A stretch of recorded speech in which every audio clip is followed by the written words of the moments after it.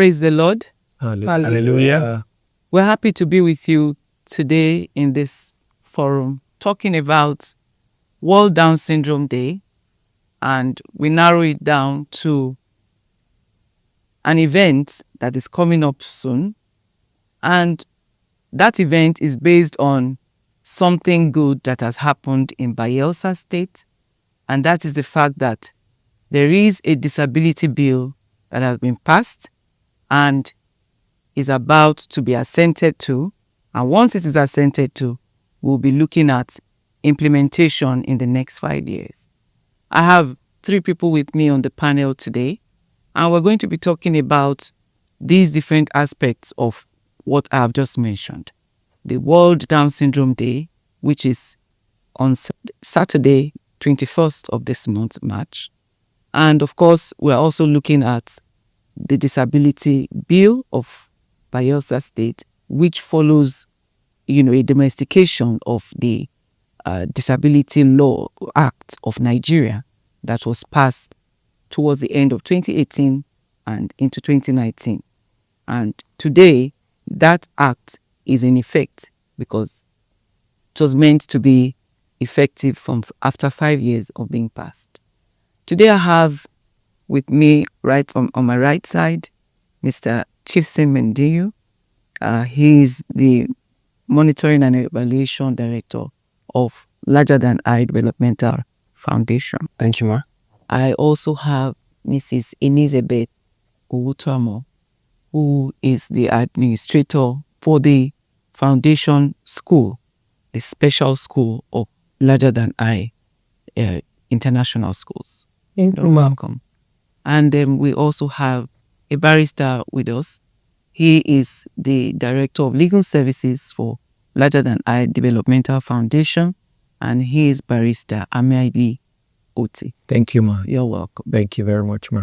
So, welcome and thank you for being on this panel to discuss our upcoming program for World Disability Day and World Down Syndrome Day, and it's going to go beyond just the Down syndrome.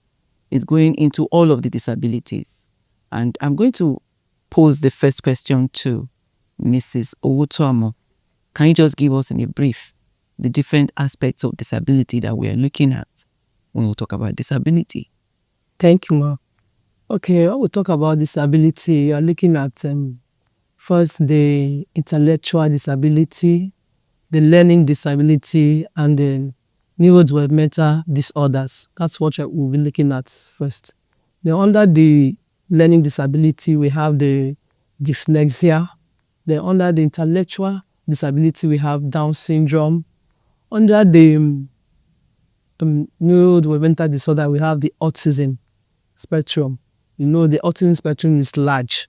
But this time around, we are looking at the Down syndrome. That's our major focus, the Down syndrome. And as she has likely said, that on the 21st of this month, March, is the day we celebrate the World Down Syndrome Day. It's the day we celebrate persons living with Down syndrome. They are somehow slow in learning, but they are good. They are loving children. They are loving persons. They like just being around us all the time, and we cherish them so much. And we are on this stump because we need them. We need you to know that we should also love them. Don't isolate them. Bring them as we are doing in our foundation. Thank you. Thank you very much, Ms. Owutomo. Okay, today we are looking at the different disabilities as they affect people all around the world, and we're looking at it as it affects Bayelsa State. There is the Discrimination Against Persons with Disability Act that already was passed in Nigeria, and the act is prohibition. It prohibits people from discrimination, and that act has now been domesticated in Bayelsa State. It is a bill, and there is an agency that is to be set up through that bill to ensure that the bill, when it becomes a law, it comes into play. It is actually followed. We have our lawyer here, so I would like him to tell us how that bill will change the lives of persons with disability and how it affects people around the society.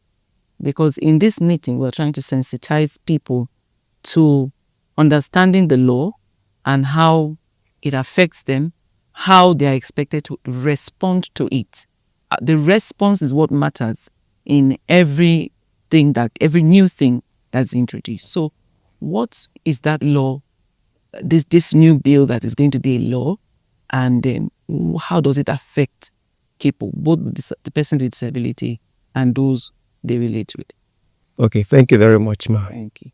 Yes, the law is basically made for persons with disability. The law is titled the Agency for Disability Bill of Bayelsa State. And it has been passed, but it is waiting the assent of the governor of Bayelsa State for it to gain full force. Now, the idea of the law is basically to eliminate all forms of discrimination against persons with disability. You know, we live in a society where discrimination is possible, it is happening. In fact, persons without disability are able We also to experience discrimination. discriminated against, then how much more persons with disability. So the law is geared or intended to eliminate all forms of disability and discrimination against persons with disability.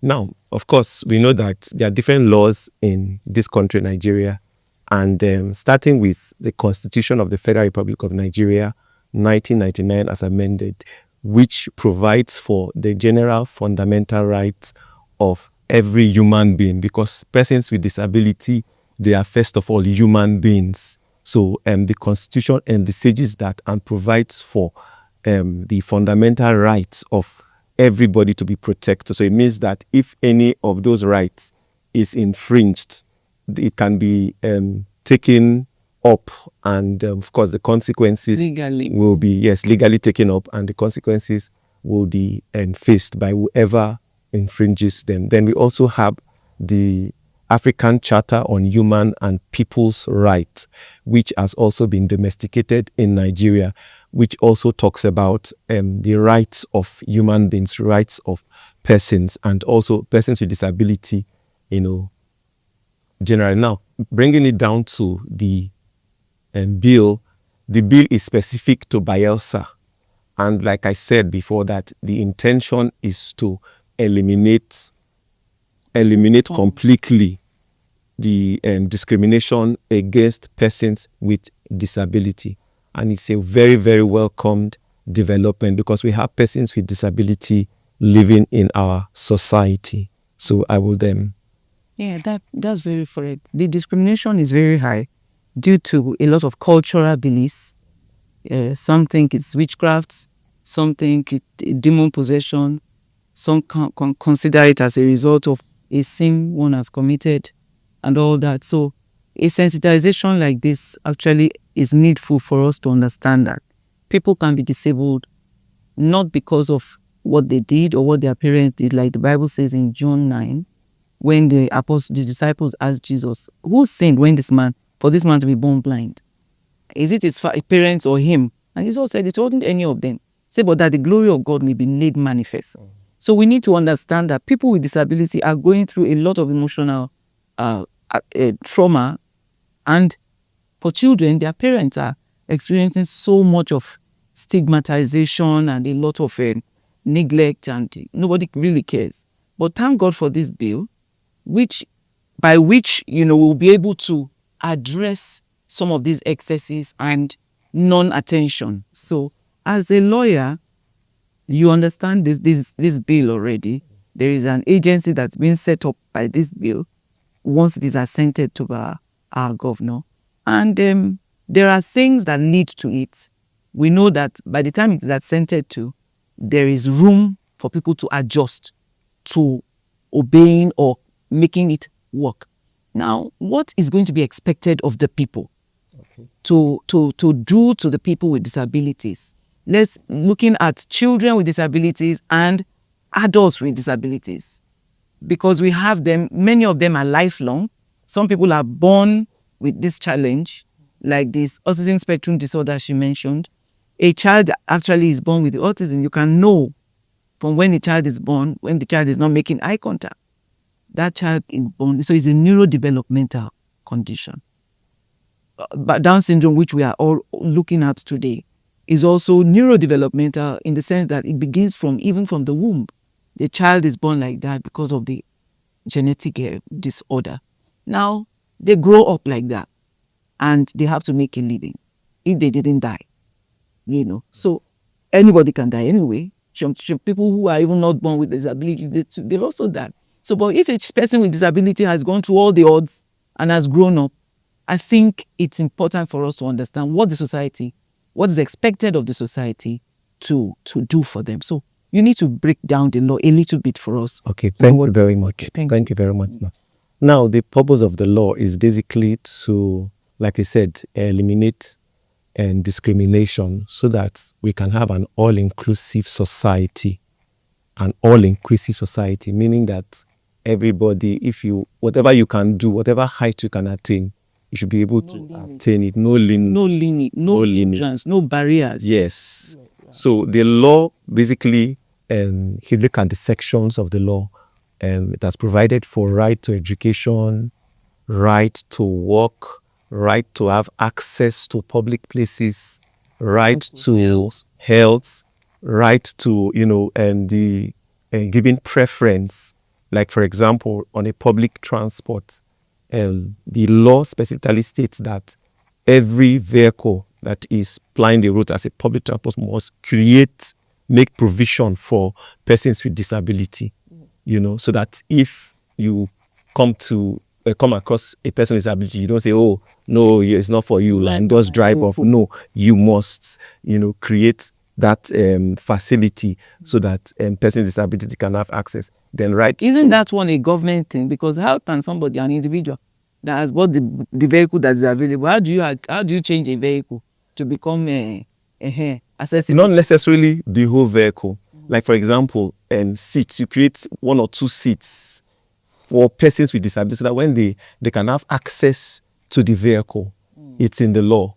You create seats just for that we are saying that we want to have an all-inclusive society. Yes. So every vehicle, public transport person is supposed to make their vehicle create 1 or 2 spaces to accommodate the persons with disability. I'm now saying that, yes, for individuals to actually obey a law, there must be room for you to be able to obey. For instance, if it's a public transport, you make 2 spaces available for someone with disability. You now look at your revenue. You have provided 2 spaces for the person with disability, and the person will either pay for 1 space or will not even pay at all. So we have to really look at those things. That all of these things, the government has to be available. Take that responsibility to help the society and make that help, known. So I'm just taking this as an example. Yes, ma'am. Yeah. So then also public parking spaces. There are spaces that are specifically left for persons with disability, because they also have a right to drive. It's in the law that a person with disability had a right to drive, and that the vehicle should be modeled to suit the person's, situation at that point in time. Public buildings and all of that. In fact, it is a crime for you to create an obstacle, put something that would prevent somebody with disability to have access to a place that they have a right to be. If you do that, you fall foul of the law and you are punished. But the law provides that there's you either pay fine or you are imprisoned, or both, depending on the circumstances surrounding the situation. Then also such persons have a right to work. They have a right to work. The law has provided in section, if you permit me, let me look at the section 26, which creates that right to work. It says right to work, section 26. The subsection 1 of that section says persons with disability shall have the right to work and employment on equal basis with others, and this includes the right to opportunity to gain a living by working freely in a chosen or accepted labor market and work environment. Then the subsection 2 goes to say, no employer or his agent or purported agent shall discriminate against a person living with disability in any manner whatsoever, but not limited to. Paragraph A says job application procedures. B, the terms and conditions of employment. Denying the employee access or limiting the employee's access to opportunity for promotion, advancement, transfer or training, or to any other benefit associated with employment. On the job training, accommodation where applicable. Now, accommodation, there's a particular section of the law that says that if in a situation where accommodation will be provided, that preference must be given to persons with disability.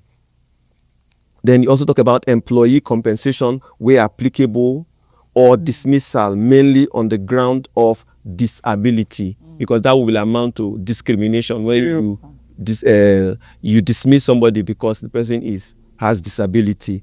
Then subsection 3 of that section says no person or corporate body shall subject a person living with disability to slavery or servitude, forced or compulsory labor, or undue disadvantages in any form. Subsection 4 says any person in breach of subsection 3, which is talking about the penalty now, yes, shall on conviction be liable to a fine of 100,000 naira or a maximum imprisonment of 3 months or both, while any corporate organization in breach shall be liable on conviction to a fine of 500,000 naira.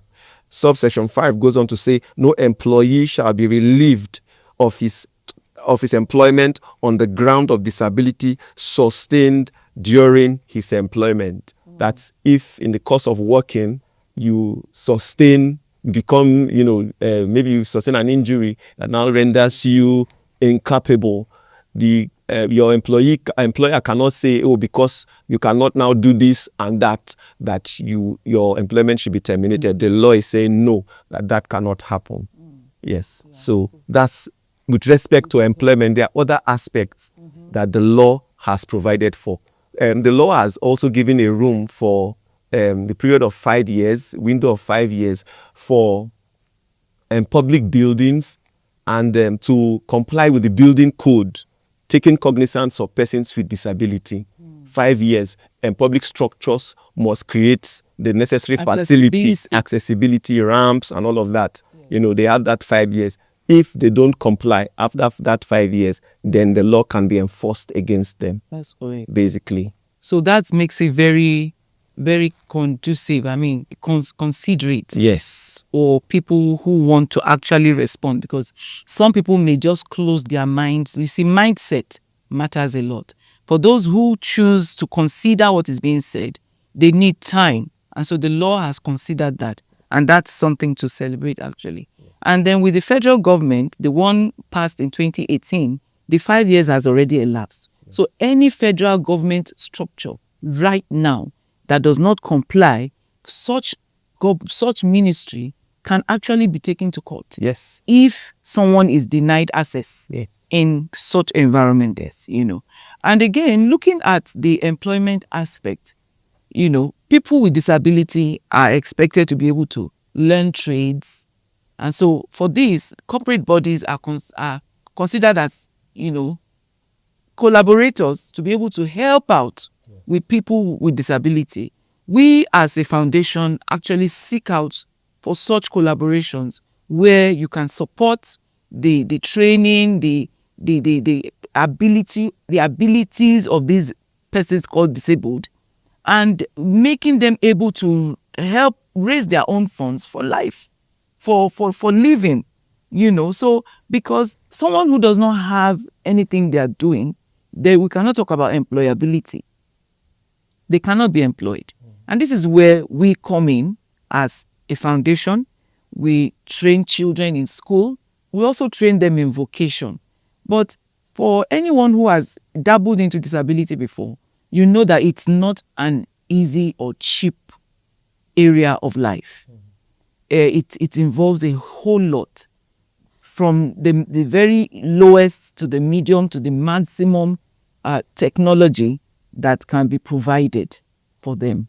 And for people who have disability, we have some of them in our center, in our school, and we've been working with them. We have our M&E director here, and I would like him to say a little about what we have been doing to support families and children with disabilities so that these children can grow. We have some of them who are adolescents, and we are already, giving them some vocational training, skill acquisition, and all of that. So what do you have to say with regards to this so that people with disabilities won't just be expected to be employed without being trained or becoming learned to become self-sufficient? So what do you have to say in statistics? Thank you, Ma. As a foundation, we are doing a great work by God's grace. We believe that these children can learn. These children can be employed, and so we have to ensure that they learn. They also have vocational skills, so they can be independent. So, as a foundation, we also have outreaches where we have awareness. Awareness is one of our major things that we do, because people are not aware about what we do, what these children can do. So we go out to ensure that people are aware. Even the upcoming program we're having is all about awareness, about disability law, and also about children with Down syndrome and other special needs. So as a foundation, we have schools, we have a school for that purpose, for teaching them. We have vocational center. We also have collaborations with FMC, where there's medical, there's kind of a medical part collaborations with them with FMC. So that's a kind of part of amount that is removed if they have to make payment. So these people can be included. There's a difference between being present and included. So being present is they're just there, you're not included, just existing. But we are saying that be included in whatever we're doing. Be included. So that's one of our brilliant language also too. Inclusion. If you look at the theme for World Down Syndrome Day, it talks about together against loneliness. Because we're in a system where there's so much loneliness. Even someone that regular person, yes, is neurotypical person has loneliness. How much more a person with Down syndrome or a person with disability too, or even the parents, what they go through. So you see those kind of situations. That's why we have an organization that bridges the gap. And all those organizations that want to partner with us, when you are speaking, we see them as an inclusion propagator. They join us to propagate this work. They join us to design and promote inclusion practices wherever they see themselves. Forever, every organization should have an inclusion practice that they uphold for people with disabilities. Yeah, that's what we are really going for. That's what we are asking for. That's what we are proposing, to say, let there be inclusion mindfulness. So we want to call on you to become an inclusion propagator, an inclusion advocate. We are gathering, we are inviting MSNEs, micro and medium scale enterprises, for a program as a foundation to mark the World Down Syndrome Day and to mark the World Autism Day that happen to be close together. Down Syndrome Day is on the 21st of March every year, and Autism Day is on the 4th of April every year. And we are coming up with this program on Saturday, the 18th of April, to come together with organizations, companies, businesses, small scale, medium scale, even large scale. You can join us. Please join us in this meeting so that we can talk about these things and mark a way forward. We want to receive your commitment to support these persons, because we must be for one another, one for all for one. The people with disabilities didn't plan to be disabled, and they have something to offer. They all do have something to offer. And every organization can make a decision to say, look, we will support in any way we can. We are not saying every person with disability can be employed in every organization, but where can you support? Where can you employ someone? Every organization is expected to employ at least 5% of their staff should be persons with disability. That's part of the law.